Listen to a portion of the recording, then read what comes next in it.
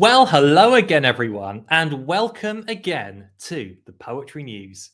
Not just with me, also with your favourite heralds, Arsene and Eddie. How is it going, everyone? Are you well? Hi. Nice to see you both. So, unfortunately, Squigs can't make it today, but we will do our very best Squigs that we can in Squigs' segment. But yeah, so would you like to hear a joke, heralds? Yes. Sure. It's been a while.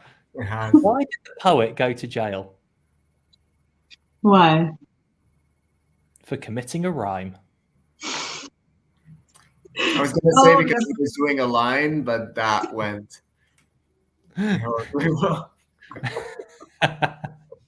I do apologise, and to anyone watching, please do keep watching. That is all of the jokes for this week that are scripted. So we have a fantastic show coming up for you today. And first up, we have Collateral Journal. So Collateral are an online magazine who publish poetry, fiction, non-fiction, and visual art about the human cost of war. They say we are looking for work that draws us into the impact of war and military service beyond the combat zone. Consider reintegration, waiting, exile, homecoming, escape, injury, loss, hope, home front, discharge, military-civilian divide, and politics. They also say, push the envelope. Show how this impact is translated in ways we have not yet seen. Submissions to Collateral Journal are free and open all year round with all the terms and conditions on their website, but I wanted to read a poem that particularly struck me on their site. And it's called This War Shall Not Leave Us by Manash Firak Bataji. This war shall not leave us. It will chase us from city to city, from country to country. It will chase us till we're exhausted, till we're ready to die. This war will follow us like the unfaithful. Out to destroy God, it will follow us like a faithful hound, sniff out children's blood, tear out the song in their throat, erase the words they spelt wrong. All wars love children. All wars are a revenge against childhood. This war will stalk our shadows. It will give us time to gather our wounds, stitch our sorrows, and when we are almost sane, once again pray to crumbs of a new hope. War, old friend, will come for us and turn the future of our memory into a tweet. And if you're interested in seeing more, everything is available on collateraljournal.com. At this point, I would love to know Arsene, Eddie, what you think about this journal, the idea, the poem. Yeah, I really like this, the idea of this journal. First of all, the title, because immediately when you mentioned the name Collateral Journal, I thought collateral damage, and that's exactly what it is. Because if you want to tie it to the poem you just read, everything is collateral damage here. Like the children, the nature, everything mentioned in that poem is just affected by war. And a lot of people talk about war as though it is a foreign thing, as though it is this thing that we're not going to experience maybe, or this thing that we just don't know about. Not a lot of people have experienced yet forget that it is something that is happening right now in several parts of the world. It is something that I just turned 25 and I have experienced 2 wars in my country. It's just a lot of people have experienced it, and it's beautiful to see poetry about it, because as always, poetry is the best or the most supreme way, in my opinion, to express oneself and to express all of these. It is. Thank you, Martin, for sharing this. I have to agree. I mean, the timing of this is immaculate that you did this now. And it's important. I think that this is a way for people who, like, for me personally, between pandemic and everything, I'm kind of on a media fry. Like, I feel overwhelmed every time I turn on the news. So to hear it in another form that I can actually relate to, I think it's important. That way I still keep up my awareness and I'm not like completely mentally drained from it as well. So I definitely appreciate this. Absolutely. And, certainly to anybody who is currently experiencing war, our hearts and our thoughts do go out to you. I think the vast majority of people in the world don't want war, and it's never. How do I mean? Like it's never the people pulling the strings of a war that are the ones that end up suffering from it. It's always the people sent in to fight, either through a propaganda or just through misinformation or whatever it is. It's never the people pulling the strings that get hurt by the consequences, generally speaking. So yeah, it's wonderful journal, loads of amazing poems on there, and collateraljournal.com if anybody wants to submit. So thanks, Eddie Arsen, for your thoughts, and we'll be back right after this.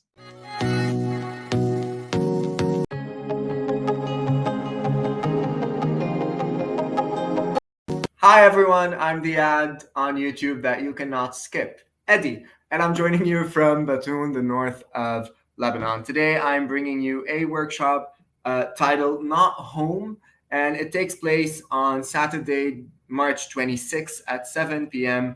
GMT, and it is hosted by David Dykes.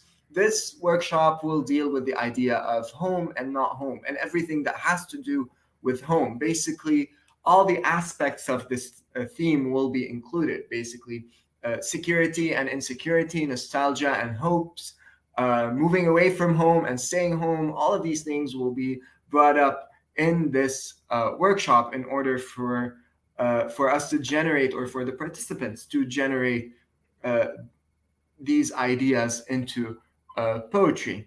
The driving force of this workshop is the UK housing crisis and the growing generational divide in home ownership. People my age and our age do not own homes, and we have trouble finding homes all over the world. Although this has to do with the UK, it's a global thing. It's a global thing. So this brings me to the question: what makes home? What do we call home? Is it a place? Is it a feeling? What is it? I would like to see what my fellow heralds think about this. So for me personally, home versus house are two different things. Like home is a feeling, like how some place makes you feel, somewhere you're comfortable, somewhere that you feel safe, your sanctuary type of place. And house is, a roof, shelter, you know what I mean? So that's my difference. I hope I answered the question. But okay, that's what I think. You did. So I think for me, home is where I have some kind of root and some kind of memory. So, I mean, my ultimate home is the little village I grew up in near Guildford in the south of England. But obviously, I've lived in Nottingham for a good 20 years now, and that's very much a home to me as well. And then before the pandemic, I traveled to Berlin a lot, so that feels like a home away from home. So I think if you've got connections and memories and history and some kind of root somewhere, that makes it home. Like if somebody is, say, traveled around with the military and they've gone to loads of different places, they still have a sense of home, but that might be a more sort of on the road kind of sense, or home might be people rather than location. I think in terms of the UK housing crisis, so being based in the UK, yeah, we absolutely do. Obviously, we're not the only country to have that, but I know quite a bit about that, and it's the soaring costs of rent, the soaring costs of actually just getting on the property ladder. People who own homes and rent them out are massively increasing their prices of stuff. There's obviously the energy crisis massively pushing up prices as well. And there aren't many ways where I'm glad that I'm 40, but being able to actually have a secure place that's mine and I can call mine is one of those ways. But it took me until I was almost 40 just to get on the ladder. And like, my house is tiny and my house is a wreck.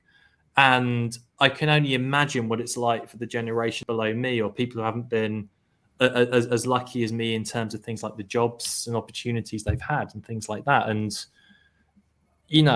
houses are way too expensive, and it's not just in the UK that they're way too expensive. So I think that answered the question, Eddie. That's my ramble on that.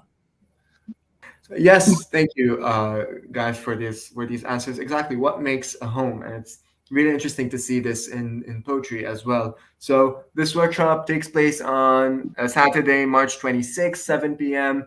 GMT. Check the link down below, and we will see you right after this with Arsen.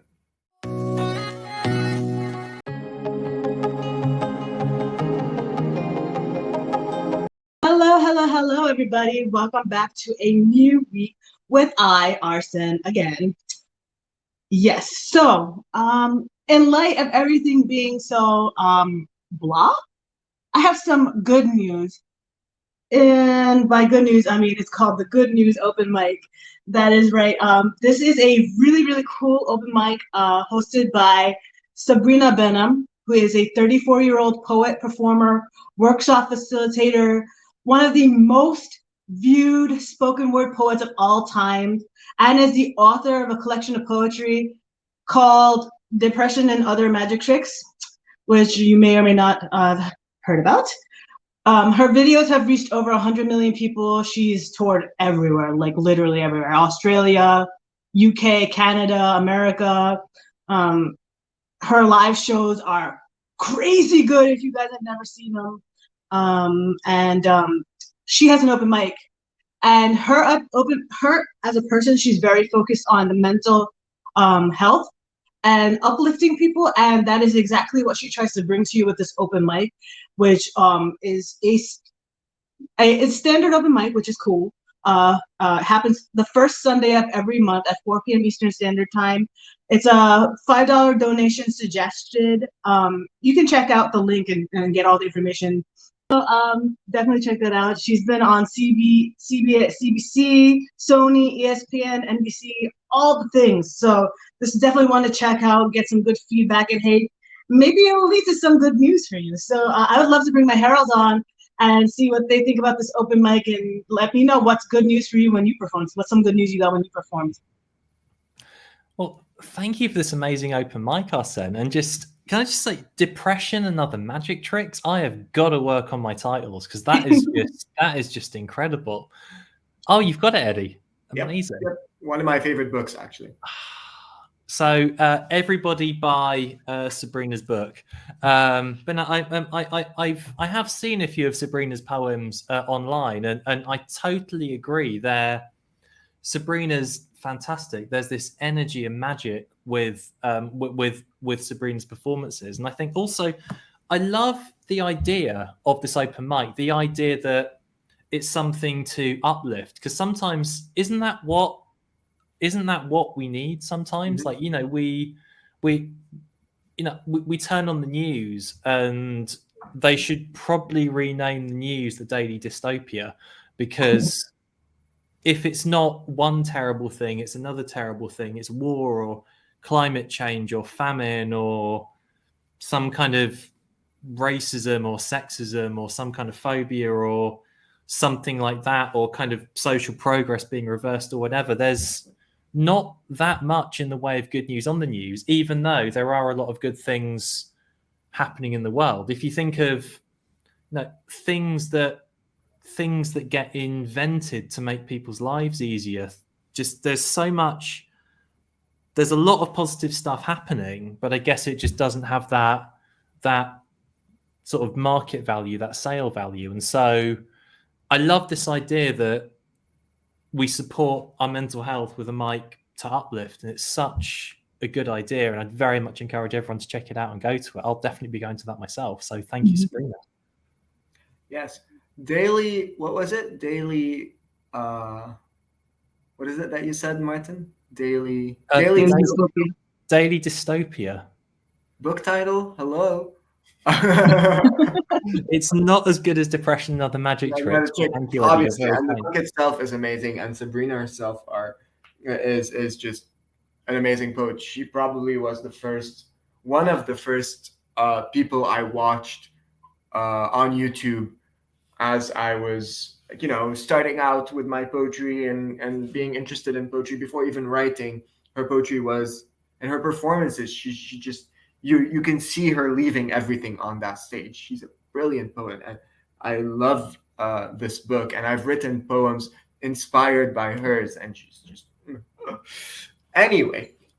This workshop, this open mic, it's great. It's a brilliant idea. We need these things. We need places to be uplifted, and I think this thing with open mics, especially in person open mics, live shows, they all have this kind of uplifting vibe, not in terms of the performances themselves, but in general the crowd that is there, because everyone goes to an open mic with this mentality and with this intention of being a good person or showing love to everyone in general. And this specific open mic is designed or is there for that specific thing that I think turns it to 100 already. And it's amazing. Thank you, Arsen, for sharing this.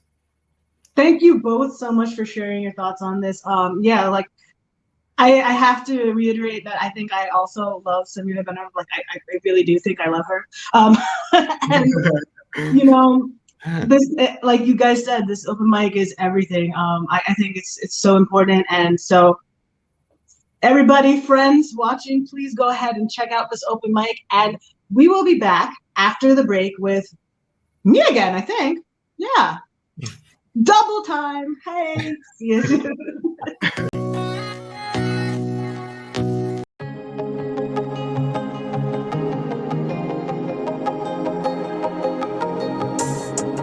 And it's me again.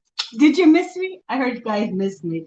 Anyway, this is not the time to joke, because the article I'm about to talk about is a flip of what I just spoke about with good news, and bringing back the focus to the ongoing war between Russia and Ukraine.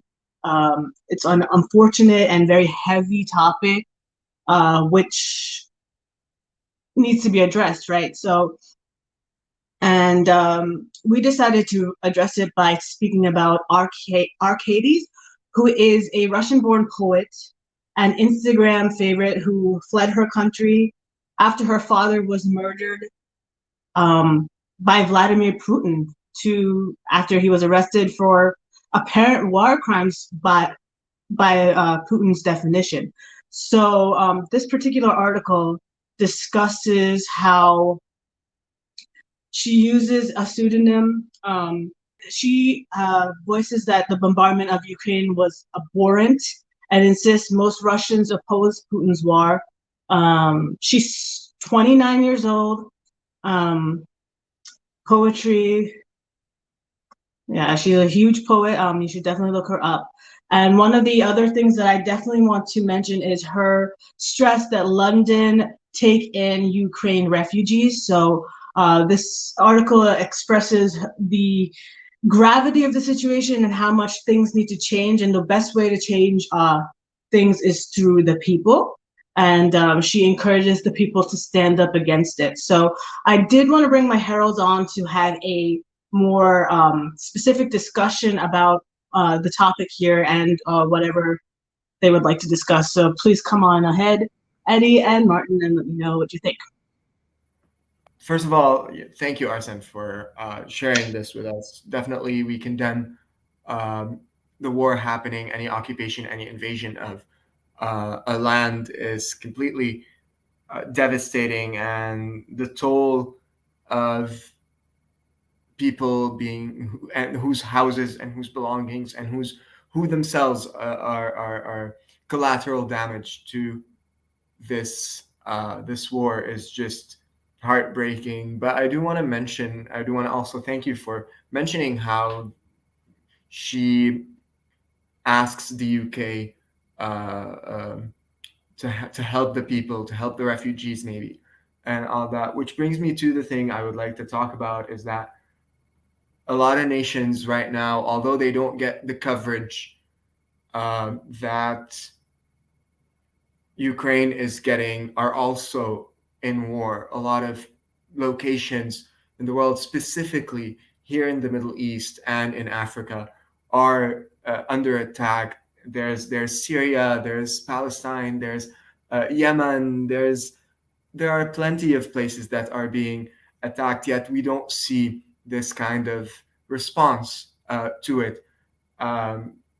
And many refugees are trying to find home in safer places, places that are not war-torn, yet because of their country of origin, because of the color of their skin, they are denied this access.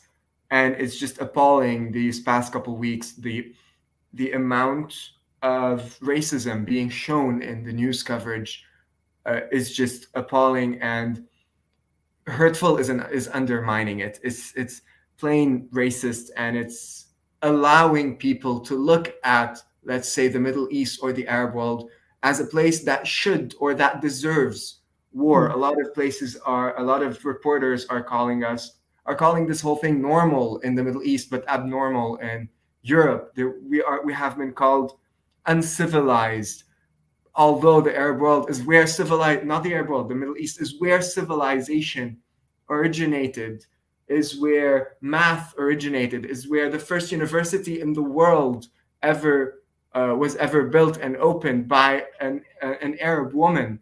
This is where civilization started, yet here we are being called uncivilized and being denied safety, being portrayed as this people that deserves war. No one deserves war, not Ukraine, not anyone else.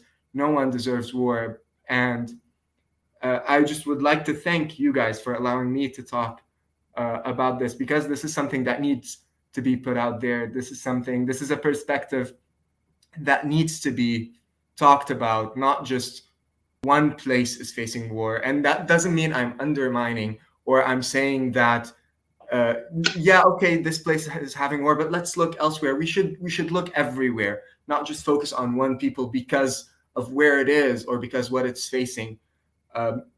My heart is with the Ukrainian people just as much as it is with the Yemeni people, with the Syrian people, with every people that is facing war. And again, I'm not undermining or saying that it should not be highlighted. Please highlight it, but also highlight everything else. It is necessary. And thank you, Arsen, for sharing this. And really, she's a powerful person. And I'm glad that a poet is doing all of this work. Thank you, really. I mean, I 100% agree with everything you just said, Eddie. And I'm not even going to attempt to try to add anything to that specifically. Literally, what you said. It's absolutely so true. And I think this bears out, certainly. I know the article mentions London specifically, and this does bear out with the UK government's response. So with the other refugee crises of recent years, Syria, Yemen, etc., I know the British government were trying to adopt this position where refugees should, and I quote, stay in the first safe country they reach. And they were saying that because refugees were coming to the other side of Europe. That's why they were saying it. And of course, Britain, with the recent political decisions that it's made, weren't bound by the sort of EU ideas of sharing the spread, as it were. And but the UK government's response to Ukrainian refugees has been much more welcoming. And I'd say, I think it's great that the UK are being welcoming to Ukrainian refugees. I think that's fantastic. Refugees are people with lives that are being destroyed by all these things outside of their control. I can't imagine the trauma and the difficulty and just the difficult journey and having to leave everything you've ever known and everything like that. But like you say, why is the UK government... it's great they're being welcoming to Ukrainian refugees. Let's not deny that for a second. But why are they being so much less welcoming to refugees from Syria to Yemen, etc.? And unfortunately, I think we all know the answer to that. So, yeah, my heart absolutely goes out to everyone experiencing conflicts, wherever those conflicts are, the oppression, wherever it is. It's a complete the reasons that have been given for going to war are a complete sham, and the bravery of this poet and so many other Russians to go out protesting in a political climate like Russia, I mean, that takes serious guts to do. So let's just hope that somehow we get a swift end to this conflict and also other conflicts around the world. I mean, I have to agree. I feel that as an American, I need to say a couple things, because we the people here, we just want people to be peaceful, right? But there's been a lot of, and I think this is a thing that should be remembered when about all war, is it's not the people that are being represented by the war, it's the government it's the leadership. And unfortunately, the consequences come to the people, and the disparity and the separation between races when it comes to what deserves priority in terms of refugee and peace, that's just outrageous to me on like every type of level. Like in this country, Ellis Island, our statue says, lend me your arms, lend me your ears, and basically says that we are a safe space, but we haven't been really a safe space. Please, I'm not trying to be like treasonous here, but like we haven't really been a safe space for a few years because of the leadership we had prior to the current one, right? So it's so unfortunate that things like this happen because of the greed of the leadership. They want to be bringing back all the things that our ancestors tried to fight off, give us the independence, give us the solace to be our own selves. And meanwhile, we are stuck in this like vicious circle of just like trying to be better than our leadership. And it's unfortunate that they've got the money, they've got the nukes, and they've got the power. So it's really important that people with some kind of influence like Arcadis, take a stance. And I really appreciate, Eddie, that you also brought up your stance here. It's important that people know what's going on for real, because the media is skewed, unfortunately. You have to read several sources to get any kind of truth and read in between the lines. And a lot of people don't read in between the lines because they just hear one side, and they believe that opinion becomes their opinion. So it's really, really important that everybody hears everything from everywhere. So thank you guys so much for having this very, very important discussion with me. And that's all. Yes. Thank you all for joining us today. Very interesting talks, interesting discussions. We hope you're all safe. We hope you're all doing well.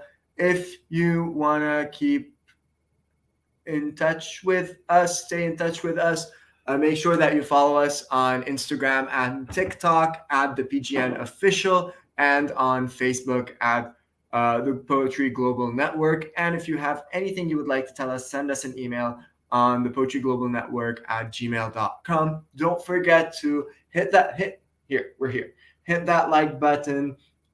Make sure that you hit that subscribe button, comment down below everything you want to tell us, and share this video with everyone. Specifically, let's bombard Sabrina Benaim with this video, with the link to this video, and let her share it, let her see us talk about her and like worship her.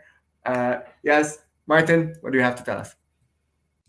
Yeah, just say, what do I have to tell you? Just say thank you to everyone who has watched through the show today. We hope you've enjoyed the links, the articles, the conversations that we've had to offer. And exactly as Eddie says, we'd love to know what you think in their comments.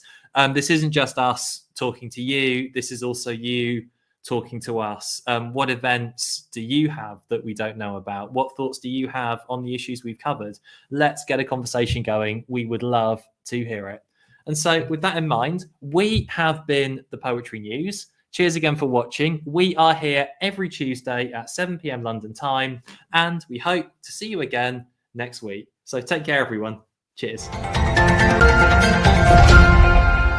Can you hear the dog? A little bit. That's okay. Dogs are welcome here at TPN. The link is there.